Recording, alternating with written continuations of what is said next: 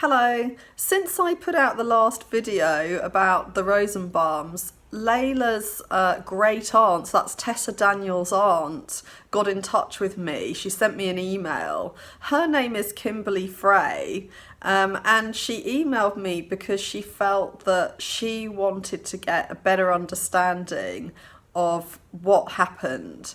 And she also felt that there was stuff I didn't know about what went on. For example, the way that followers of Jennifer Rosenbaum treated her and her family. She told me that during the trial, Jennifer would look at her and her family in an intimidating way, and she talked about the way that friends of Jennifer and people who had barely even met her were gathering together on social media, having fake Facebook accounts and generally bullying the family.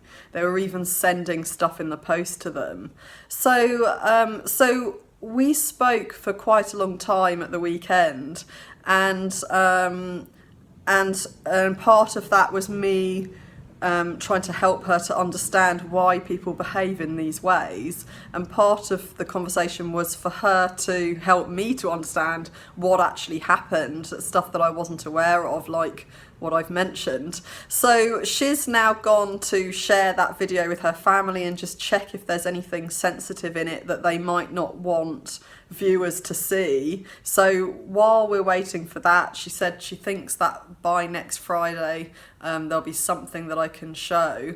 And in the meantime, what I wanted to talk about was Joseph Rosenbaum, and also these other minions, as she calls them, the followers of Jennifer Rosenbaum. A lot of people view Joseph as a sort of victim of Jennifer's, somebody who they can't understand why he didn't do anything, because if he didn't abuse the children, then obviously he was not such a bad person. So why did he let her do it? Where, you know, he himself was a bit of a victim. One of the things Kim wanted me to know was that Joseph isn't as innocent as people might assume he is. That he had hit Millie, that, you know, Millie had reported that he'd hit her on her back, and also that he had taken part in some of the bullying on social media. The example she gave me was when after the website Justice for Laila was set up, some of Jennifer's supporters created a website called Justice for Jennifer, and on that website they would share what was going on the Justice for Laila website. And one of the times Joseph had put a laughing face next to one of these comments about, you know, what they were talking about on the other website. I don't actually know what else Joseph did, just that apparently he was quite mean on social media. Kim also shared with me that when Millie was at her house, she had they'd been talking about Joseph, and she had scrunched her nose up and said that Joseph had been mean to her, and they didn't ask for any information. Often Millie would talk about something related to what happened when she was with Jennifer and Joseph, and then she would quickly change the subject. So they'd been instructed to not push her in any way for the sake of not wanting to re-traumatise her. So we don't know in what way Joseph was mean, but it was just something that she'd said in passing.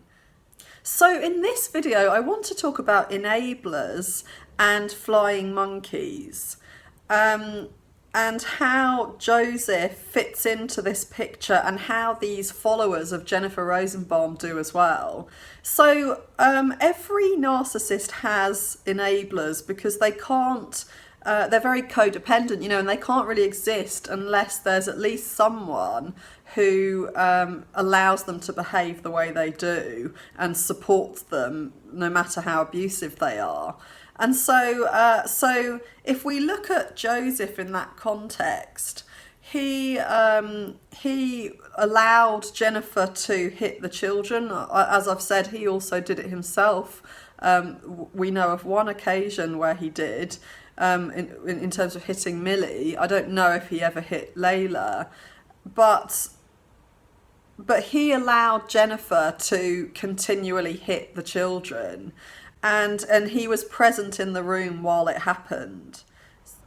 One way to spot an enabler is to see that they accept the narcissist's view of reality unquestioningly, and you can show them the facts, you can show them all the evidence, and it doesn't matter. They refuse to see anything else. They're absolutely convinced that the narcissist's view of reality is the correct one.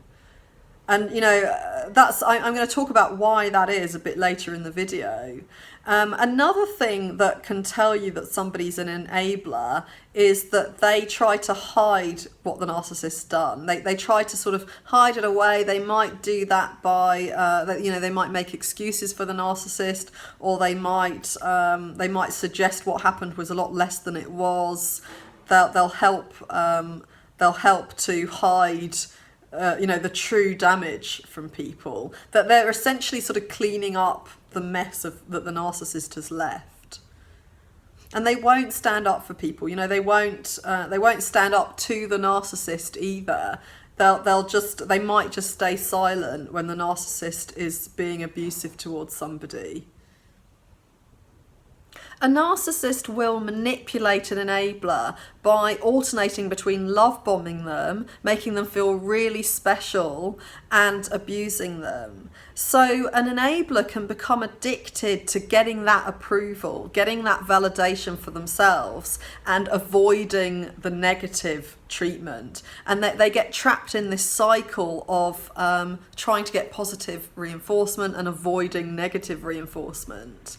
So this becomes an addiction, and before they know it, they're brainwashed because they're so hooked on getting the good reaction from the narcissist. If they face up to the fact that the narcissist is really only out for themselves, then it means that they have to face up to the fact that when the narcissist approves of them, it doesn't actually mean anything. It doesn't mean that the narcissist cares for them or thinks they're great. It means that the narcissist's selfish needs are being met. And so they obviously can't face seeing that because their whole identity has been built around being approved of and getting validation from the narcissist. So that's why they'll often be they'll often have this big blind spot when it comes to the narcissist, because it's in their interest to believe that the validation they get from the narcissist is real. One type of enabler isn't a narcissist themselves. And this kind of enabler might have suffered abuse in their childhood, and they might think that the abuse they get from being partnered with the narcissist is normal. It was normalised in their childhood. And so even though they know what's happening is wrong, they might think that they deserve it. Or they might think that, they might think that if they were only less needy or more intelligent or more attractive or more whatever the narcissist might want them to be, then the narcissist would love them. So maybe if they try really hard to help the narcissist out and do anything for them, then maybe the narcissist will love them more and abuse them less. That can be one way they think. Or they might think that the narcissist is actually a really good person, and that they behave out of character sometimes. Maybe they get angry and they don't mean to hurt people. Or even when they're not being angry in an obvious way, they're not meaning to be hurtful. What is in fact abusive is actually just the narcissist accidentally saying some really hurtful things every now and again. So an enabler can feel that the narcissist's abuse is their own fault, or that they don't know how to show them they love them, but they do really. And they can also think it's the kid's fault. They can think that if their children were better behaved, then the narcissist would love the children more and maybe love the enabler more as well. So the enabler can end up being quite hard on the children, wanting the narcissist to, thinking that if the children just behave better, then the narcissist is going to love them more. But that doesn't go as far as abusing the children. Once the enabler is abusing the children, he has then become a flying monkey. And he's now carrying out the narcissist's dirty work for the narcissist. So there's that kind of enabler who will see the narcissist as essentially a good person, and they'll blame themselves. They'll think that maybe they're the cruel one. Maybe they're the one that is abusing the narcissist, and the narcissist might be their victim. That's something that the narcissist can encourage them to think through emotional blackmail. So that kind of enabler can be someone who's very confused and relates to the narcissist as if the narcissist is a normal person and they're at fault somehow. There's another kind of enabler who themselves is narcissistic and who might be a narcissist. They might be a covert narcissist. And this kind of enabler is a bit different, because they don't necessarily see the narcissist as being this really good, faultless person and themselves as always being at fault. An enabler who is themselves a narcissist might see that that the narcissist who they support is not necessarily a good person, doesn't empathise, and can be cruel. But they're not bothered by that because they themselves don't empathise with people. So that they can see the narcissist for who they are to that degree, but they will still need to believe that the narcissist genuinely thinks they're brilliant, and that the validation from the narcissist is real. So they can't fully see the narcissist for who they are, because otherwise their own identity is threatened. One of the things that Kim told me she found unbelievable was that even after people had seen this evidence in court, even after they'd seen this horrific photo of Laila's back, in which she told me there was no skin that wasn't bruised. She said from the top of her nappy all the way up to the top of her neck was just bruise after bruise of different colours, different ages, and how she had a broken arm, she had a broken leg, how Millie also had a broken arm. And she just couldn't believe how it was that these supporters of Jennifer continued to support her after they'd seen this evidence. It doesn't make sense, does it? It's not a rational way to view things if you see the evidence, to just completely ignore it. So why did they? An enabler can cross over into being a flying monkey for a narcissist when they are trying to save themselves from being abused. So if they help the narcissist with their battles and fight them on their behalf, then they're going to be in the narcissist's good books and they're safe.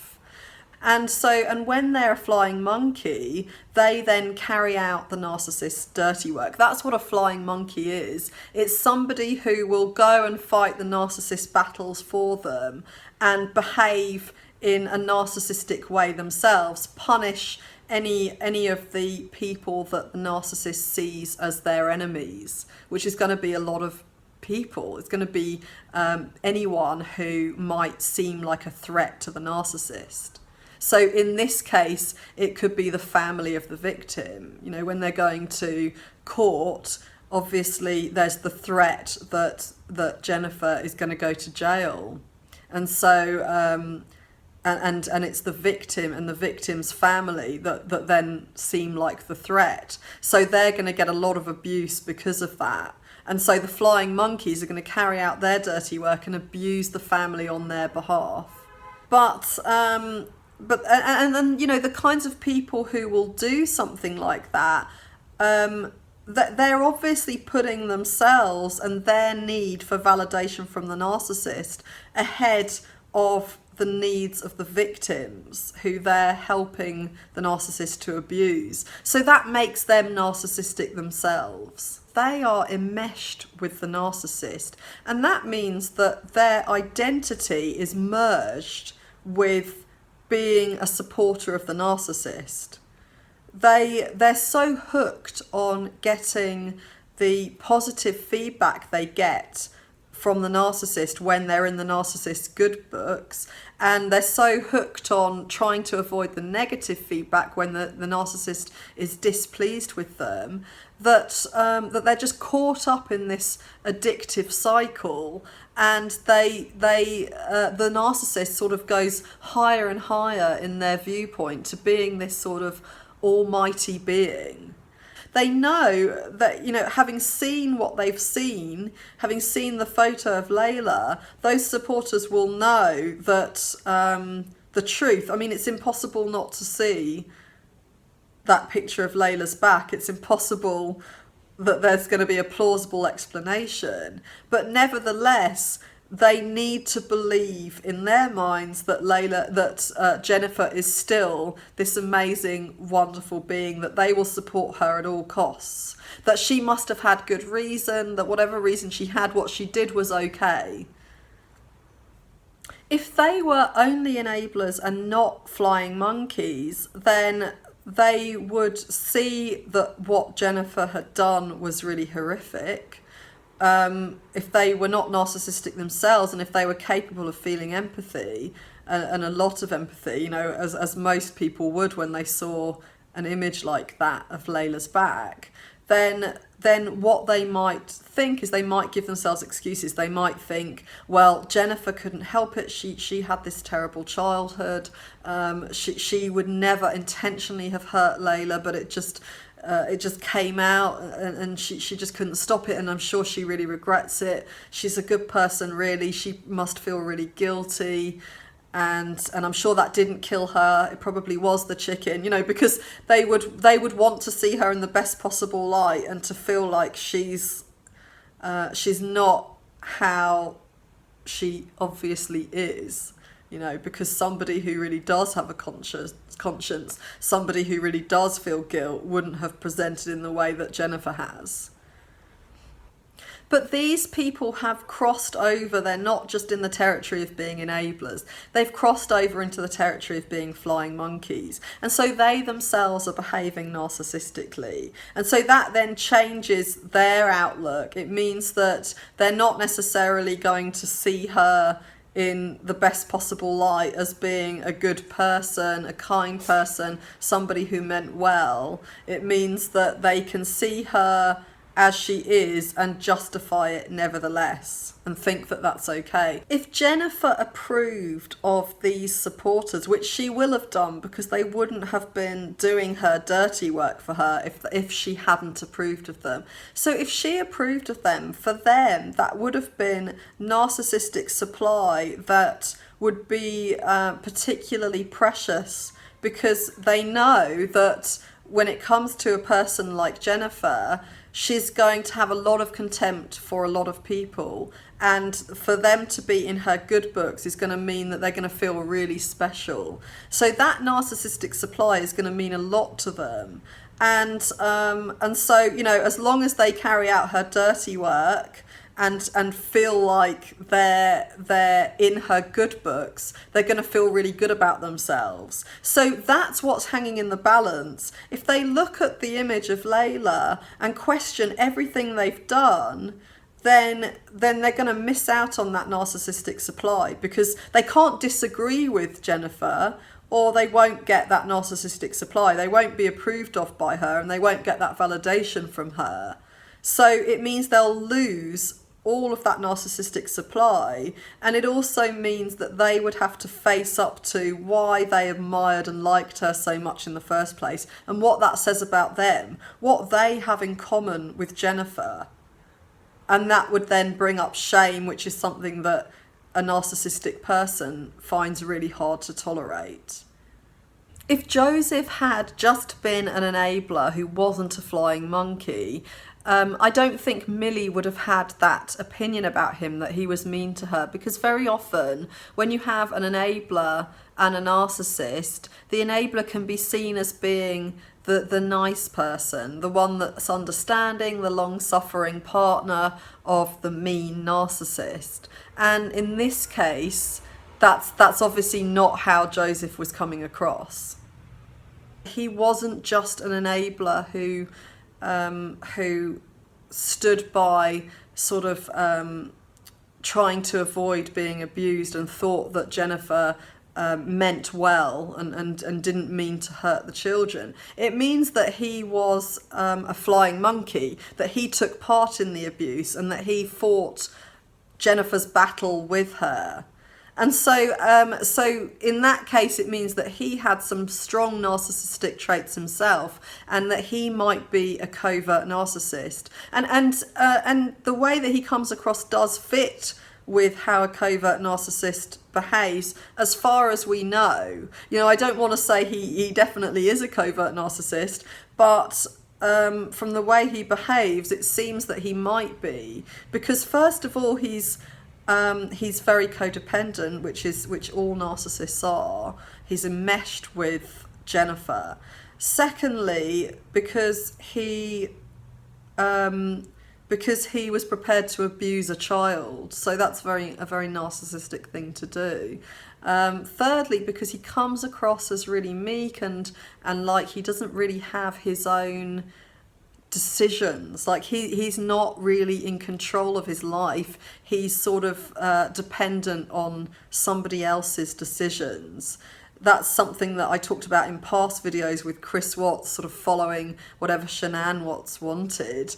And in this case, it looks like he would have just gone along with what Jennifer wanted, and that he didn't really have his own mind. And that's evident in the fact that he didn't take a plea deal.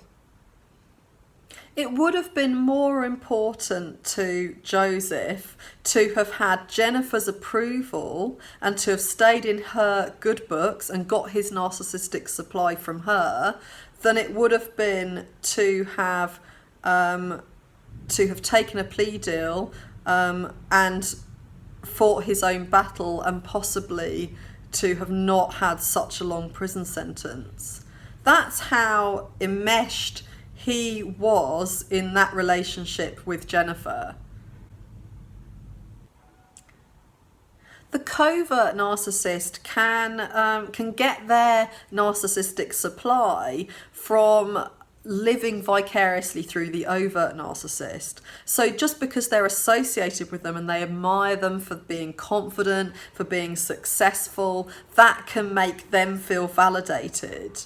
And so this may well be the case with Joseph. Joseph was going out with Jennifer, who was doing really well in her life. She was doing well politically. She was doing well in terms of her law course that she was on. She had a lot of supporters. Even though they didn't know her very well, there were people in places of authority who respected her.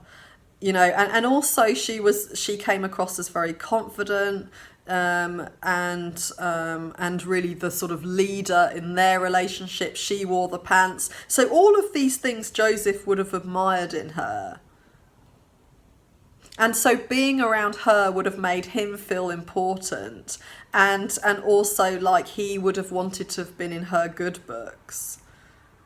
Some of the people who would have supported Jennifer would have genuinely believed that she didn't hurt the children, you know, that everything was an accident, and that Laila died because she choked on some chicken. So they're not necessarily enablers or narcissists themselves. They can just be people who believe in the mask that Jennifer had, and those people, when they do see enough evidence, will have realised that she's not who they thought she was. And so, you know, those people that aren't enablers and that aren't flying monkeys will have distanced themselves from her and from Joseph. And one of the examples of someone like this is the girl that, I'm sorry, I can't remember her name, but she went to church with Jennifer and their children played together. But then, you know, when enough evidence had come out, she distanced herself from Jennifer. And also, something that Kim mentioned to me was that many people who testified for Jennifer didn't come back after they testified. They were shown, some of them were shown pictures of Laila, pictures of Laila's bruising, and after testifying they didn't come back to court. And that in itself might say something. It may be that they no longer supported her. So I'm going to leave it here. There might be parts of that interview out on Friday between me and Kimberly Frey. We'll just see what her family come back with. If there are parts of it that they feel comfortable with, then I'll put that out on Friday. If you haven't subscribed, please subscribe. If you hit the notification bell, then you'll know when I put a video out. You don't actually get notifications unless you've hit that bell. So please do that, and I'll see you in the next video.